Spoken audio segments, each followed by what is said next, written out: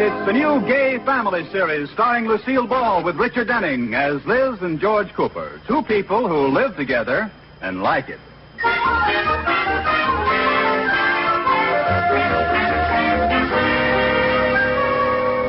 As we look in on the Coopers tonight, they have company. George's boss, Mr. Atterbury, and his wife, Iris. It's after dinner, and we find the group in the living room. George and Mr. Atterbury are on one side of the room smoking their favorite cigars, while Liz and Iris are on the other side of the room roasting their favorite friend. And then Grace pulled one of those famous boners of hers. She didn't. She did. Everybody was playing bridge and talking, and all of a sudden there was one of those silences that just happen, you know. Yes, I know. Get to the meat of it. Well, the room was quiet as a tomb, and suddenly Grace's voice boomed out and said, "There's nothing like a good cigar." You're certainly right. Quiet, Rudolph. What did Grace say, Liz? Well, I shouldn't repeat it, but she said... She didn't. She did. And that's not all. In trying to cover up, she said... She didn't. She did. What do you think, George? Did she or didn't she? I don't know, but if Liz says she didn't, she probably did. Why don't you two just smoke your cigars and be quiet? Just ignore them, Liz. Tell me, what was she wearing? What do you think? No, not again. She didn't. She did. Looks like Grace did it again, Mr. Atterbury. Rudolph, did you hear what happened to poor dear Charlie at the bank yesterday? No, George. Tell me what happened to poor dear Charlie, and don't spare any of the juicy details. Never mind, you two. Well, you know that blonde cashier at the bank. Well, everyone knows it.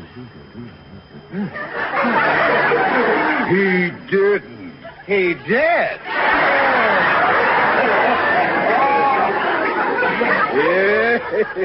That will do. Tell me, George, what was he wearing? Well, what do you think? Not that old rag.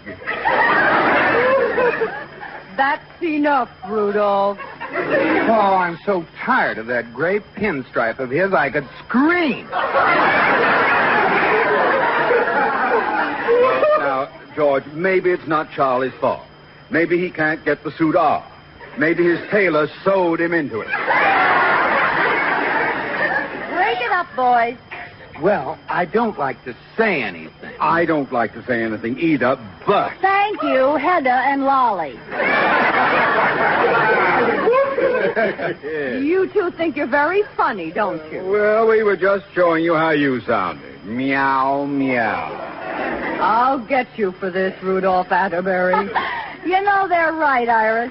What? We must have sounded awfully catty to anyone listening. Well, and Iris, there's only one thing for us to do about it. You're going to stop gossiping? No, we're going in the den where no one will hear us. Come on, Iris.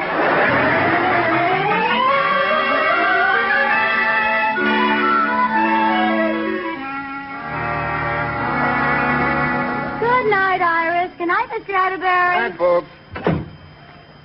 I thought they'd never go. Oh, I'm sleepy, George. I don't think I'll straighten up the living room tonight. Let's just go to bed, huh, honey? Now, wait a minute, Liz. I want to talk to you. Oh, can't I wait till morning, dear? No. It's about gossip, Liz. Those things you were saying about Grace. Well, I'm too tired to repeat them now, George. Why didn't you listen the first time?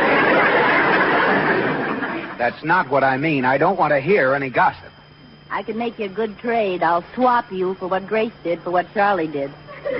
Now, don't try to be funny. Now, what I heard tonight was not very becoming, Liz. You know I detest gossip in any form. So do I. So do you. Yes, I hate gossip just as much as you do, but it's the only way I can get any dirt. All right, Liz. If you enjoy indulging in something that's petty, cruel, and malicious, go ahead. But I don't, George. Gossip is usually completely untrue. At best, it has the facts all twisted, and it ends up hurting innocent people, sometimes very badly. Gee, you make it sound so bad. I mean to.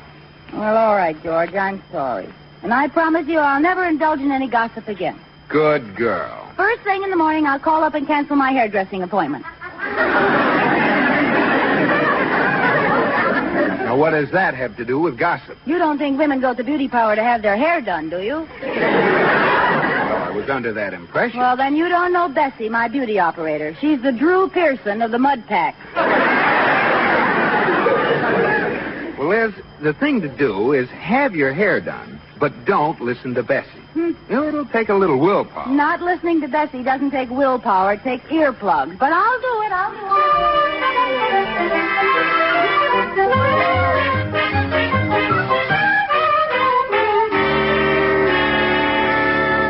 Hi, Bessie. Sorry I'm late. Oh, that's all right, Mrs. Honey. It's all right. Oh, dear, I got everybody loused up today anyway. I lost my appointment book. Come in my booth. Okay. Well, how have you been, Miss Dearie? Long time no see. Now, let me see. What do I give you? A shave and a haircut. Oh, yes, of course. My bad memory, you know. Oh, dear. Well, I suppose you know that Mrs. Andrews and her husband are splitting up. Hold it. I don't want to hear it, Bessie. What's the matter? You sick or something? You've always been old funnel ears. Well, my husband convinced me that gossip is vicious, and I promised him I wouldn't listen to any more of it. Oh. Well, then you don't want to hear the real reason why Mrs. Andrews and her husband are splitting up? No, I don't want to hear it. Okay. Don't try to tell me. I won't. Now, don't insist. Well, who's insisting? I didn't open my mouth. Even if you did insist, I just wouldn't listen. I'd close my ears. I'll bet I wouldn't hear a word. Let's try it.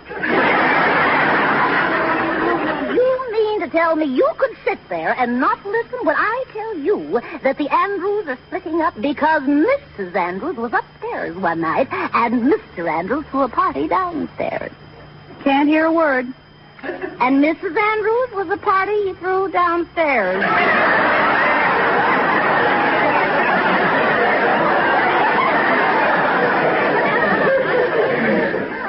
I didn't hear any of it, the dirty bum. Got anybody else I don't want to hear about? Yes, you've just got to not hear this one. It's all about...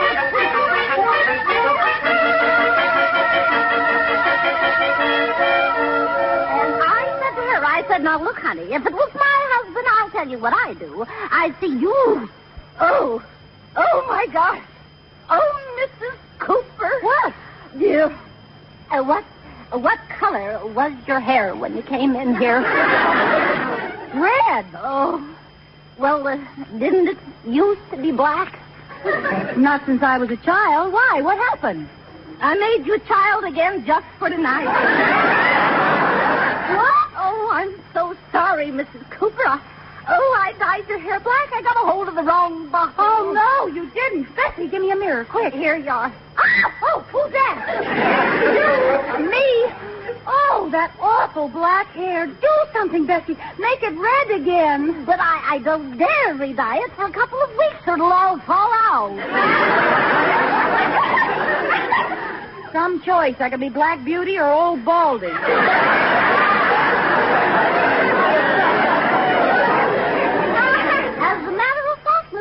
I think you look real good with black hair. Well, I don't like it. Oh, George will kill me. Bessie.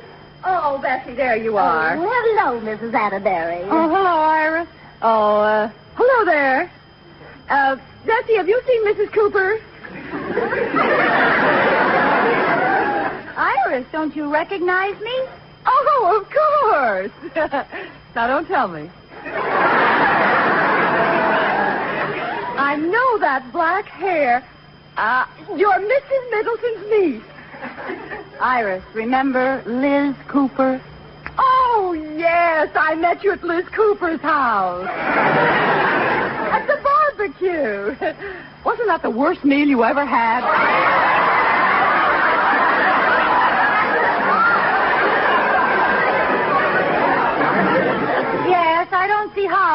stuff down 4 steaks all by yourself.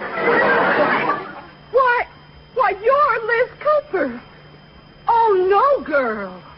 What a dirty trick, putting on a black wig and tricking people into telling the truth about you. I wish it were a black wig, Iris. It's mine. All mine. Oh, how did it happen? Bessie used the wrong bottle of dye. She didn't. She did. Oh, what am I going to do? I'm supposed to meet George for lunch. Well, now, this is no excuse, but I don't think it looks bad at all. Do you, Mrs. Atterbury? Once you get used to it, it's rather becoming. Do you really think so? So help me. From a certain angle, you look sort of like that actress, Lucille Ball. Oh, she's pretty. Do I look like her, Iris? Nah. Lucille Ball never saw the day she looked as young as you do.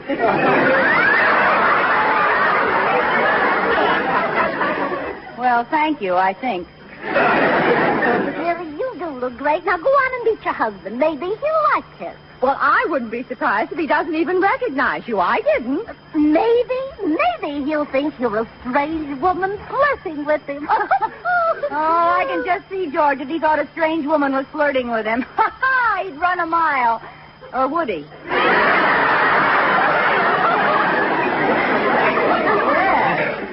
Would he? I think I'll just go down and test him out.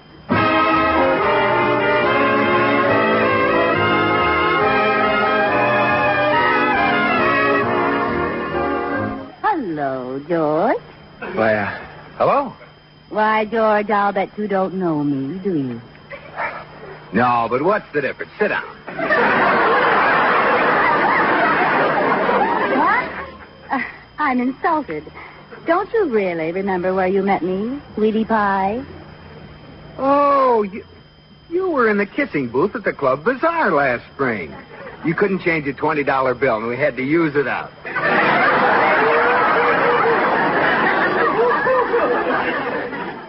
Guess again, I dare you.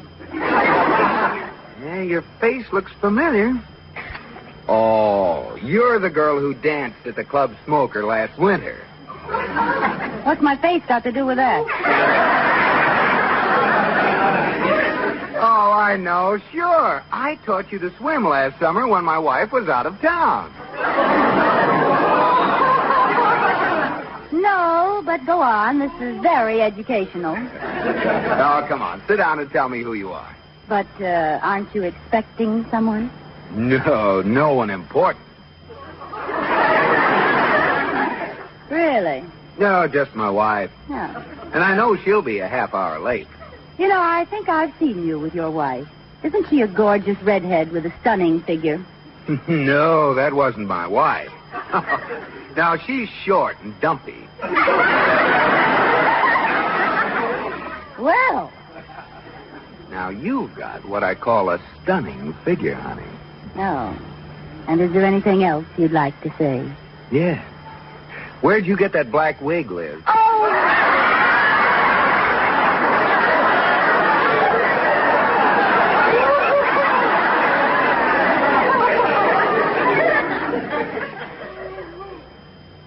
Oh, sure. What are you doing with that fake black hair? George, Bessie got the wrong dye by mistake. This is my hair. Does it look too awful? Well, I feel like I'm married to Prince Valiant. Great. Well, she can dye it back in a week or so. No, I'll sweat it out. Come on, let's have lunch. All right. George, you did know it was me all the time, didn't you? Why, certainly. Who was that girl you taught to swim when I was out of town last summer? Oh, I just made that up. Well, you made it up pretty fast. Oh, don't you believe me? Yes, I believe you. But if I ever find a brunette at the club with your fingerprints on her water wings, watch out.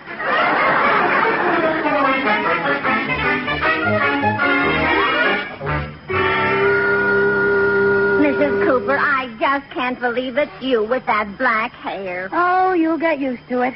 It'll only be this color for 2 weeks. Then I'll go back to my natural dyed red. Hello. Liz, this is Grace. Oh, hi, Grace. What's up? And now, Liz, honey, it's none of my business, and I want you to realize I'm only doing this because I'm one of your best friends. Doing what? Well, I'm the last person in the world to spread gossip, but... Hold it. If it's gossip, I don't want to hear it, Grace. I'm not listening to that kind of talk anymore. Oh, well, that's the way you want it. That's the way I want it. Of course, this was about your husband, George.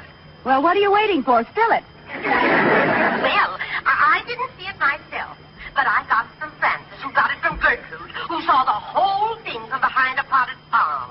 Saw what? George was having lunch in the green room today with another woman. He was? Yes, a gorgeous creature with black hair. Is that all you wanted to tell me? Grace, George had lunch with me today. Yes. What do you mean? Yes. He did have lunch with me. Oh, that's a good story, Liz. You just stick to it no matter what anyone says. But it's true, Grace. Sure, don't worry, Liz. I won't tell anybody. Everybody I was going to tell has already called to tell me about it anyway. Oh, go stick your big gossipy nose in somebody else's business. Well, I was only trying to help. Goodbye. Oh, that makes me so mad. Well, what is it? The cats are howling today, Katie. George had lunch with the brunette. This is the biggest news since Ralph Miller's wife found him upstairs with a downstairs maid. Oh, I wonder who that could be.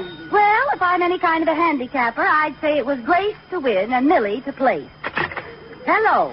Hello, Liz. This is Millie. If my girlfriends were horses, I'd make $1 million. What? Nothing, Millie. What's new, I'm afraid? Well, honey, it's none of my business, and I'm one of your best friends, but... Wait a minute. I can save some time. George had lunch with a dark-haired woman at the green room. Oh, darn that Grace. Well, anyway, Liz, I called to tell you don't have a thing to worry about. Now, what do you mean by that? Gertrude saw the whole thing, and she says the woman is old enough to be George's mother. That does it. Goodbye. Another one? Yes, it's not enough they gossip about me. Now they've aged me 30 years. Oh, no, not another. Well, let's find out who gets the show money in the Alley Cat Derby. I don't know how they found out so fast unless someone put it in skywriting. Hello, yes, I've heard it. No, it isn't true, and why don't you mind your own business? Why, Liz, girl. Oh, Iris, it's you. I thought it was one of my gossipy friends. Why, no, Liz, it's me. What's the matter with you? Well, the girls have been calling me. I suppose you heard that ridiculous rumor. Yeah. And, Liz, I want you to know I'm one of your best friends. Oh, no. You too, Brutus Atterbury. Frankly, Liz, I'm a little put out. I'm your closest friend, and every woman in town has scooped me. Iris, believe me, there's no truth to the whole thing. You, of all people, should know how it started. I don't know what you mean. That dirty stinker having lunch with a gorgeous young creature. Don't you dare call George a dirty stink. What did you say she looked like? All I know is the girls say she was so good-looking she must have been a movie star. Oh, really? They said she was absolutely beautiful and had a divine figure. Well, finally, an honest report. Go on, Iris. Tell me more. Well, that's all I know, except that she was wearing a low-cut dress and had long blonde hair. Why, that dirty stinker. Honey, I know just how you feel, and if you want to stay with me tonight... What's the matter? Have you snapped your twig? No, Iris, I'm just laughing at how stupid and twisted gossip can get. George was certainly right. What do you mean? You know yourself that Bessie dyed my hair black this morning. I was that woman having lunch with George. That's the idea, Liz. Just keep saying that. If you believe it, that's all that counts. Oh, Iris, you're just like all the rest. Goodbye. Oh, Katie, why do women have to act like females? Men are just as bad. Well, I'm going to teach Iris a lesson. What do you mean? I'm going to start a little rumor about Mr. Atterbury and let Iris see how it can get all twisted up. Hello? Oh, Grace, this is Liz. Listen, you know that I'm one of Iris's best friends. Yes. What's the dirt? Well, I just heard that last Wednesday afternoon, Mr. Atterbury had a Coke with his secretary in the drugstore. No. Yes, and that's not all. 1 Coke, 2 straws. Well, go on. Don't stop now. Well, I don't have the rest of the story yet, but it's a pip. So don't breathe a word till I call you back. Oh, I won't. You know me. That's what I'm counting on. Goodbye. Mrs. Cooper, that's not much of a rumor, just that Mr. Atterbury and his secretary had a Coke together. Katie, I only planted the seed. By the time the girls get through cultivating it, it'll be full-grown poison ivy.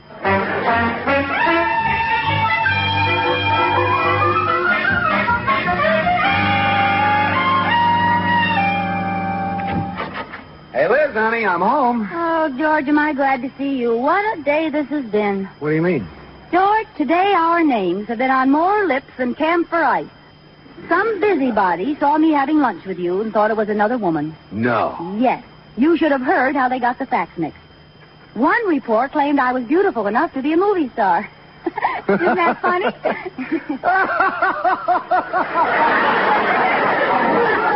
Well, it isn't that funny. I was just agreeing with you. Well, you didn't have to agree so hard and so fast. George, I'm so disappointed. Even Iris joined in. I got so angry I started a rumor right back at her about Mr. Atterbury. What? Just to teach her a lesson. I told Grace he was seen Wednesday afternoon in the drugstore having a Coke with his secretary. The last person who called to tell me had it changed to Saturday night at the Continental nightclub with a beautiful blonde. Liz, what's the matter with you? Do you want to get me fired? Oh, now, don't worry, George. I just want to show Iris that a rumor that has absolutely no basis in truth can spring up and travel like wildfire. Now, you call her right now. I'm taking no chances. Oh, all right. I'll call her, only I'd like to wait and see what it finally gets twisted into. Do it right now. Oh, now I wonder who that is. Oh, probably one of my friends who doesn't have a phone, so she's coming over to tell me the news in person. Hello, Liz girl. May I come in? Why, certainly, Mr. Atterbury. What's the matter? Hello, Mr. Atterbury. Hello, George boy. I brought my toothbrush and pajamas. I wonder if I can spend the night at your house. Why, yes, of course. Iris has locked me out. Locked you out? Why? She heard a rumor about me, and she's furious. Well, goodbye, everybody. Come back here. Oh, I've never seen her so angry. Mr. Atterbury, I think Liz has something to tell you. Oh, George, now... Liz? Well, Mr. Atterbury, I started that rumor. What? Cooper, you're fired. What for? What did I do? You married a nincompoop. Well, you don't have to be that upset about it, Mr. Atterbury. Oh, don't I? Well, I started this innocent rumor, and I can call Iris right now and fix the whole thing. Well, see if you can fix this. I really was at the Continental Club Saturday night with a beautiful blonde. Oh, no!